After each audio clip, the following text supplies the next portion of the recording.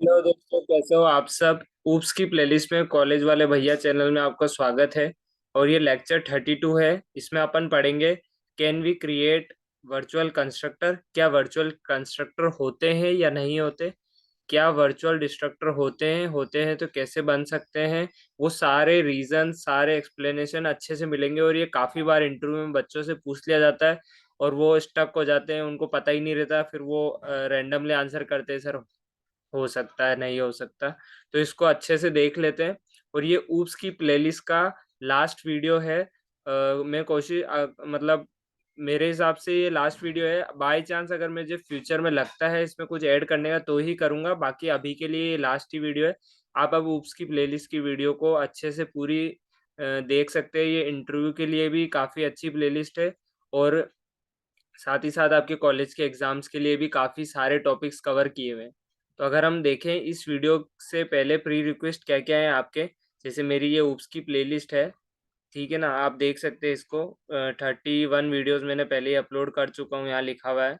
तो इसमें अगर अपन देखते हैं तो इसमें एक तो न्यू एंड डिलीट कीवर्ड वाली वीडियो, ये वाली आप देख सकते हैं इससे पहले। और कंस्ट्रक्टर एंड डिस्ट्रक्टर के बारे में आपको पहले से आइडिया होना चाहिए। और बात करें हम तो वर्चुअल फंक्शन और वीपीटीआर टेबल भी अगर आप देख लेंगे तो काफ़ी अच्छा होगा। तो ये सब अगर आपको आइडिया है कि डिस्ट्रक्टर और क्या होते हैं तो काफ़ी फायदा होगा। तो अपन अब स्टार्ट करते हैं वीडियो को।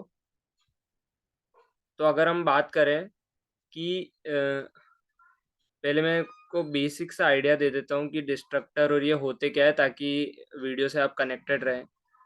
तो हमारे पास क्या है कि डिस्ट्रक्टर जो होता है उसमें क्या होता है, एक टिल्ड साइन लगा हुआ होता है।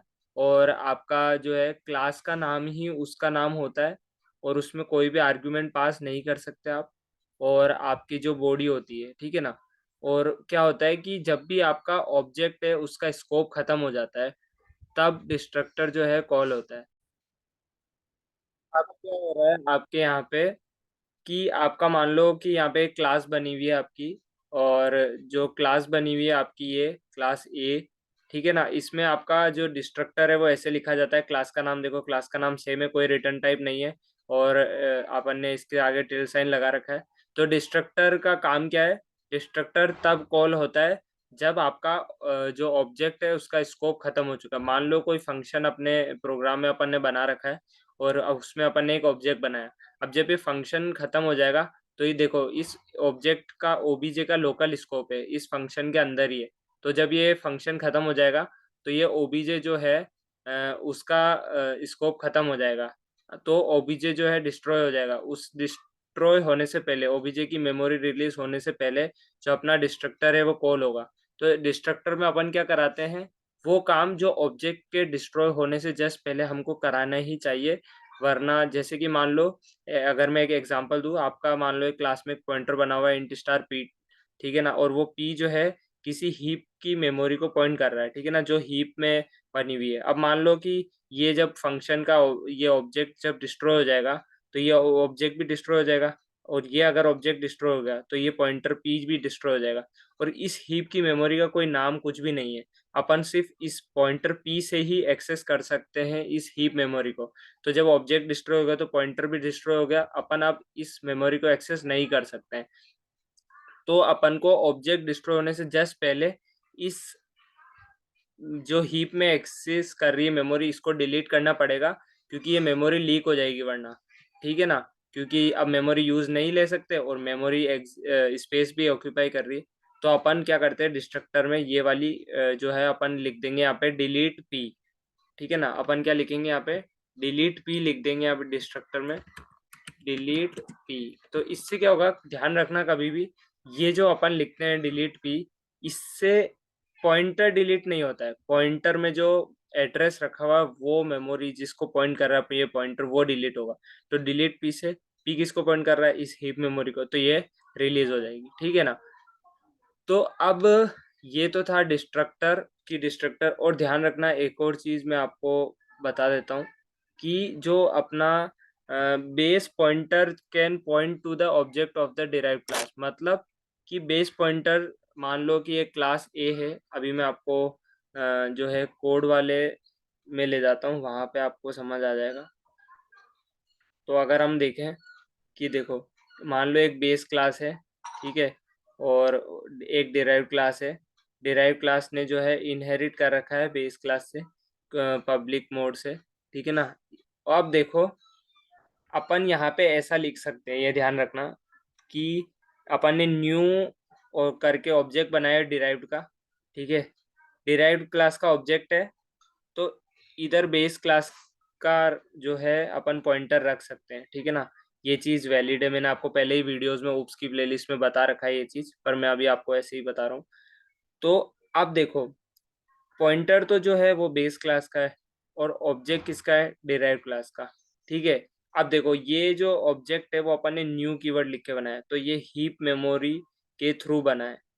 तो अगर ये हीप मेमोरी के थ्रू बना है, तो इसमें क्या होगा कि आपका, अब जब ऑब्जेक्ट का स्कोप खत्म होगा, तो अपन को इसको अलग से डिलीट करना पड़ेगा इस ऑब्जेक्ट को, क्योंकि क्या है कि ये नॉर्मल ऑब्जेक्ट नहीं है, ये हीप के थ्रू बना हुआ है, ठीक है ना। तो अपन ने लिखा डिलीट पी, डिलीट बी। तो अब डिलीट बी लिखा जब अपन ने, तो क्या होगा कि अब देखो, अपन ने ये चीज देखी कि बी में किसका पड़ा है ऑब्जेक्ट, इसका एड्रेस पड़ा है, ठीक है ना। तो होना तो क्या चाहिए था कि जो अपना डिराइव क्लास का ऑब्जेक्ट है, मतलब वो डिलीट हो जाना चाहिए। बट अपन ने वर्चुअल फंक्शन में क्या पढ़ा था कि ये क्या है, स्टैटिकली टाइप्ड लैंग्वेज है सी प्लस प्लस। तो उसमें क्या होता है कि कंपाइल टाइम पे ही वो ऑब्जेक्ट को नहीं देख पाएगा कि ऑब्जेक्ट क्या पढ़ा है इस पॉइंटर में, बेस क्लास में, इस बी में क्या पढ़ा है। और वो क्या करेगा, इस बेस क्लास का टाइप क्या है, बेस, ठीक है ना, ये बेस क्लास है। तो ये क्या करेगा कि डिस्ट्रक्टर किसका कॉल करेगा, डिराइव क्लास का डिस्ट्रक्टर ना कॉल करके ये बेस क्लास का कर देगा, क्योंकि पॉइंटर बेस टाइप का है, ठीक है ना। तो बेस क्लास का डिस्ट्रक्टर कॉल हो जाएगा, ना कि डिराइव का। वरना होना क्या चाहिए था, पहले डिराइव क्लास का डिस्ट्रक्टर कॉल होता। और आपको पता है कि डिराइव क्लास का डिस्ट्रक्टर कॉल होता है, उसके खत्म होने के बाद जस्ट वो क्या करता है कि आपका बेस क्लास का जो है उससे ऊपर वाली क्लास, उसका जो है डिस्ट्रक्टर आपका कॉल कर देगा, है ना। कंस्ट्रक्टर पहले इसका चलता है बेस का, फिर डिराइव का, लेकिन डिस्ट्रक्टर में पहले डिराइव्ड का डिस्ट्रक्टर चलता है, बाद में बेस क्लास का डिस्ट्रक्टर कॉल होता है और फिर चलता है, ठीक है ना। तो अब ये तो इशू आ गया अपने कि भाई ये तो है ना बेस क्लास का पॉइंटर है, तो ये डिराइव क्लास का कॉल करने की जगह पे बेस क्लास का डिस्ट्रक्टर कॉल कर रहा है। तो दिक्कत क्या हुई वो मैं आपको बताता हूँ कि दिक्कत क्या हुई, है ना। तो दिक्कत ये हुई कि, एक सेकेंड, तो मान लो कि आपका ए में एक वेरिएबल, अपना ए क्लास है एक, ठीक है ना। ए क्लास है जिसमें अपन ने एक वेरिएबल डिफाइन कर दिया ए, और एक बी क्लास है, उसमें भी एक वेरिएबल डिफाइन कर दिया अपन ने बी। अब दिक्कत ये है कि जब डिस्ट्रक्टर ए का कॉल हुआ, तो ए का तो डिस्ट्रक्टर कॉल हुआ, तो ए ने जो भी, मान लो वो जो अभी मैंने आपको लॉजिक बताया था, एक पॉइंटर है वो हीप मेमोरी को पॉइंट कर रहा है, वो सारी चीज़ें ए तो फ्री कर देगा क्योंकि ए का डिस्ट्रक्टर कॉल हो गया। लेकिन हो क्या रहा है कि बी का डिस्ट्रक्टर कॉल नहीं हुआ। तो मान लो बी में कोई पॉइंटर रखा हुआ है और वो हीप मेमोरी को पॉइंट कर रहा है, तो बी का डिस्ट्रक्टर तो कॉल हुआ ही नहीं, और अब ये पॉइंटर भी एग्जिस्ट नहीं कर रहा क्योंकि स्कोप ख़त्म हो गया। तो ये वाली मेमोरी क्या है कि फ्री नहीं हो पाई। तो इसलिए हम क्या करेंगे कि बी का डिस्ट्रक्टर भी कॉल होना ज़रूरी है, ठीक है ना। तो अब अपन अगली स्लाइड पे चलते हैं, उससे आपको समझ आएगा। तो अपन सबसे पहले देखते हैं कि वर्चुअल डिस्ट्रक्टर, देखो दो चीज़ ध्यान रखना, virtual constructor C plus plus में नहीं होता, या नहीं होता, कुल मिला के virtual constructor is not possible. वो मैं आपको रीज़न दूंगा अभी इसी वीडियो में। और वर्चुअल डिस्ट्रक्टर हम बना सकते हैं, उसकी नीड क्या है वो भी मैं आपको बताऊंगा। तो वर्चुअल डिस्ट्रक्टर हमें कब बनाना है, ध्यान से देखना, जब भी आपका पॉइंटर जो है बेस क्लास का है, आपने हीप्स मेमोरी के थ्रू आपने ऑब्जेक्ट बनाया डिराइव क्लास का, और अब आप डिलीट कर रहे हैं डिराइव क्लास का ऑब्जेक्ट, जो कि अपन ने यहाँ केस देखा, पॉइंटर बेस क्लास का, हीप के थ्रू आपने डिराइव क्लास का ऑब्जेक्ट बना रखा है, और आप जब डिलीट करते हैं, इसको डिलीट करना चाहते हैं, इसको जो आपने ऑब्जेक्ट हीप के थ्रू बनाया है डिराइव का, लेकिन होता क्या है कि आपका डिराइव्ड का कंस्ट्रक्टर नहीं चल रहा और आपका सिर्फ बेस कंस्ट्रक्टर चल रहा है। लेकिन आप चाहते थे पहले डिराइव कंस्ट्रक्टर चले और उसके बाद वो अपना बेस को कॉल कर देगा, बेस के डिराइव कंस्ट्रक्टर डिस्ट्रक्टर को। तो अपन क्या करते हैं, यहाँ पे वर्चुअल कीवर्ड का यूज करते हैं। वर्चुअल बना दिया अपन ने डिस्ट्रक्टर को भी, तो डिस्ट्रक्टर जब वर्चुअल हो जाएगा तो वो बेस जो है अपना, ये इसको आधार नहीं मानेगा, इसको मेनली अब डायनेमिक बाइंडिंग होगी रन टाइम पे, स्टैटिक बाइंडिंग नहीं होगी। तो स्टैटिक बाइंडिंग नहीं होगी तो वो ऑब्जेक्ट को देखेगा, ऑब्जेक्ट किसका है, ऑब्जेक्ट डिराइव्ड का। तो डिलीट बी होने पर वो अब डिस्ट्रक्टर पहले डिराइव्ड का कॉल करेगा, डिस्ट्रक्टर जब कॉल हो गया तो डिराइव का अपना आप वो उसके बेस क्लास। और ध्यान रखना यहाँ वर्चुअल मैंने लिखा है, तो सिर्फ बेस क्लास का ही डिस्ट्रक्टर वर्चुअल नहीं हुआ है, अपने आप डिराइव क्लास भी, ये डिस्ट्रक्टर भी वर्चुअल हो चुका है। जो भी उसके डिसेंडेंट में क्लासेस इनहेरिट हो रही होगी वो सभी डिस्ट्रक्टर वर्चुअल है। चाहे आप यहाँ वर्चुअल लिखें या नहीं लिखें, अपना आप वो वर्चुअल ही होगा डिस्ट्रक्टर। तो ये फायदा है कि मैंने आपको बता दिया कि कब कॉल होगा, कब नहीं होगा और कब यूज़ करना है। तो अभी अगर डेफिनेशन हम देखें, we can not delete a derived class object using a base class pointer that has a non virtual destructor। ये मैंने आपको बता ही दिया अभी कि अपन डिलीट नहीं कर सकते derived class का object using a derived class pointer। to delete the derived class object using the base class, the base class must have a virtual destructor। it can be more clear as we understand the example। तो अभी example देखेंगे, उससे और आपको समझ आ जाएगा, ठीक है ना। अब देखो, मैं अगर आपको इसको रन करके बताऊं बिना वर्चुअल लगाए, ठीक है ना, एक बार वर्चुअल नहीं लगाते अपन, और इस कोड को रन करके बताता हूँ आपको। कंफ्यूज मत होना, अच्छे से अभी पीपीटी और अच्छे से बना। देखो, कंस्ट्रक्टर तो दोनों के कॉल हो गए, लेकिन डिस्ट्रक्टर सिर्फ बेस क्लास का ही कॉल हुआ, है ना। डिस्ट्रक्टर सिर्फ बेस क्लास का कॉल हुआ जब वर्चुअल नहीं लगा रखा था। अब हम अगर वर्चुअल लगा देंगे, वर्चुअल लगा दिया, तो अब ये पहले डिराइव का कॉल होगा क्योंकि ऑब्जेक्ट को आधार मानेगा, ऑब्जेक्ट को देखेगा ना कि उसके पॉइंटर के टाइप को। तो अगर अब हम रन कराएं तो दोनों के डिस्ट्रक्टर कॉल होंगे। देखो, पहले तो दोनों के कंस्ट्रक्टर कॉल हो गए, ठीक है, वो तो ठीक है। और देखो, डिराइव का डिस्ट्रक्टर पहले कॉल हुआ फिर बेस का हुआ। तो आई होप आपको ये समझ आ गया होगा। अब हम पीपीटी पे चलते हैं फिर से, तो ये चीज़ आपको समझ आ गई होगी। अब कंस्ट्रक्टर वर्चुअल क्यों नहीं हो सकता वो देखते हैं हम। तो कंस्ट्रक्टर, अगर आपने वर्चुअल टेबल वाली मेरी वीपीटीआर वाली वीडियो देखी है उसमें आपको पता होगा।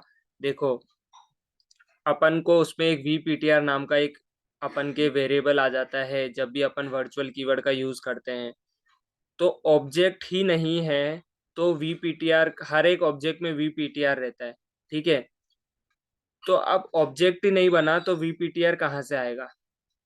तो कोई सेंस ही नहीं बनता वर्चुअल कंस्ट्रक्टर का, क्योंकि कंस्ट्रक्टर तभी कॉल होता है जब ऑब्जेक्ट की मेमोरी क्रिएट होती है। तो देखो, the creation of a virtual constructor is not possible, क्योंकि उस समय तक वीपीटीआर वी टेबल एग्जिस्ट नहीं करते मेमोरी में। The creation of a virtual constructor is not possible because of the following reason. क्या क्या रीजन है। There is no virtual memory table present while calling the constructor. कोई भी वर्चुअल टेबल प्रेजेंट नहीं होती है, so the constructor of virtual constructor is not possible. Because the object is not created, object create हुआ ही नहीं है, तो वर्चुअल कंस्ट्रक्टर इम्पॉसिबल है, ठीक है। The compiler must know the type of the object before creating it. Compiler को type पता होना चाहिए ऑब्जेक्ट का बिफोर क्रिएटिंग इट। अब देखो, लास्ट वाला पॉइंट ध्यान से देखना, the object exist only after the constructors and. If in order for the constructor to be dispatched using the virtual table, there has to be existing object with a pointer। तो मैंने आपको जो बताया वही ये सब लिखा हुआ है। तो कुल मिला के वर्चुअल कंस्ट्रक्टर पॉसिबल नहीं है, क्योंकि मेमोरी में वी टेबल वी पीटीआर ये एग्जिस्ट नहीं करते हैं। कंस्ट्रक्टर कॉल होने के बाद ही ये एग्जिस्ट करेंगे। अब ये सबसे फ्रीक्वेंटली आस्क्ड क्वेश्चंस हैं जो आपको देखने चाहिए कि is it possible to have virtual constructor and virtual destructor. तो मैंने आपको ये बता दिया अच्छे से, वर्चुअल डिस्ट्रक्टर हो सकते हैं, कब काम में आएंगे, जब आपका बेस क्लास जो है वो पॉइंटर हो और वो डिराइव क्लास के ऑब्जेक्ट को जो हीप मेमोरी में बना है उसको पॉइंट कर रहा हो, और फिर अपन डिलीट करें उस ऑब्जेक्ट को, जो कि मैंने आपको यहाँ पे दिखा दिया, ठीक है ना, ये वाली चीज। जब भी ये चीज होगी तब आप क्या करें, वर्चुअल बना दे आपके डिस्ट्रक्टर को, आपका प्रॉब्लम सॉल्व हो जाएगा, ठीक है। Why are there no virtual constructor, मैंने आपको बता दिया, एक बार आप पढ़ सकते हैं। A construct can not be virtual because when the constructor of the class is executed there is no virtual table in the memory which means no virtual pointer defined yet, hence constructor should always be non. और एक और बात ध्यान रखना, काफी important, आप constructor के आगे सिर्फ एक इनलाइन कीवर्ड ही यूज कर सकते हैं, बाकी आप कुछ नहीं यूज कर सकते। कंस्ट्रक्टर स्टैटिक भी नहीं हो सकता। स्टैटिक क्यों नहीं हो सकता? क्योंकि अगर स्टैटिक लगा दिया, स्टैटिक चीज़ें इनहेरिट नहीं होती है, ठीक है। और कंस्ट्रक्टर जो है आप इनहेरिट नहीं कर सकते हैं, ठीक है। Constructor uh can not be inherited, तो कंस्ट्रक्टर स्टैटिक भी नहीं हो सकते हैं। Why are virtual destructor used, वो मैंने आपको बता दिया, ठीक है। What is the difference between constructor and destructor, वो तो आपको मैंने पहले वाली वीडियोस में बता रखा है। What is the need of virtual table, ये काफ़ी बड़ी वीडियो मैंने बना रखी है, वी टेबल वी पीटीआर बिल्कुल अच्छे से समझा रखा है, तो वो अच्छे से आप देख सकते हैं। तो यही था सब कुछ। और एक चीज़ और मैं बता देता हूँ आपको, जैसे मान लो यहाँ पे आपने एक फंक्शन बना रखा है void f नाम का, ठीक है। और यहाँ पे आपने एक फंक्शन बना रखा है void f2 नाम का। अब अगर आप बी एरो f2 लिखें, ठीक है ना, बी एरो f2 लिखें, अब मैं रन करता हूँ तो देखो एरर आ गई। क्यों एरर आ गई? देखो, आप बोलोगे कि बी जो है डिराइव क्लास को पॉइंट कर रहा है, तो f2 तो कॉल हो जाना चाहिए था ना। लेकिन कभी भी ये चीज़ बहुत इंपॉर्टेंट बताऊँ, ध्यान रखना, जो आपका पॉइंटर है बेस क्लास का, तो आप क्या क्या चीज़ें एक्सेस कर सकते हो वो बताएगा आपके बेस क्लास में क्या क्या चीज़ें हैं। आपके बेस क्लास में सिर्फ f है, कंस्ट्रक्टर डिस्ट्रक्टर को अभी मत गिने। आपके बेस क्लास में क्या फंक्शन है? f। मान लो और भी कोई फंक्शन होते तो आप एक्सेस वही चीज़ें कर सकते हैं, ठीक है ना। कॉल कौन सा होगा वो अलग चीज़ है। अब जैसे मान लो कि ये भी f होता, ठीक है, और यहाँ पे मैं आपको लिख देता हूँ, ठीक है, सी आउट डी लिख दिया यहाँ पे, ठीक है। और यहाँ डिराइव्ड का डी लिख दिया, और यहाँ पे मैंने लिख दिया सी आउट बेस का बी, ठीक है। यहाँ पे मैंने बेस का बी लिख दिया।